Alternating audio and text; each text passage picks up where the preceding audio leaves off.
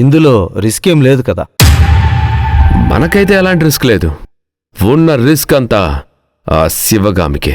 ఆ శివగామి ఎక్కువ చేస్తుంది. ఏదైనా చేసి శివగామి పొగరు అనచాలి. అదే కదా, నేను చూసుకుంటాను. You don't worry about that. మరి ఈ అర్జున్ సంగతి ఏం చేద్దాం?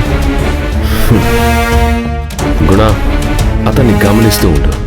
ఒకవేళ అర్జున్ అక్కడే ఉంటే ఏదైనా చేసి అతన్ని డైవర్ట్ చేయాలి. అలాగే బాయ్.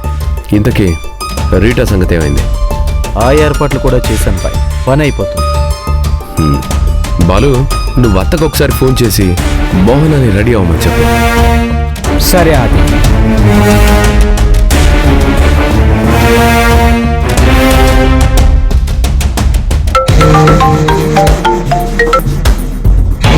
అక్క, నేను ఆదిని కలిశాను. తనొక ప్లాన్ ఇంప్లిమెంట్ చేయాలి అనుకుంటున్నాడు. నువ్వు ఆ పనికి మోహనాన్ని ఒప్పించాలి. ఏం చెప్పినా చేస్తుందిలే, కంగారు పడకు. ఈ రాత్రికే పని అవ్వాలి అంటున్నాడు. అదేంటో చెప్పు, నేను చూసుకుంటాను. మోహనాన్ని పంపించి శివగామిని ప్రోత్తల్ కేసులో ఇరికించాలని చెప్తున్నాడు.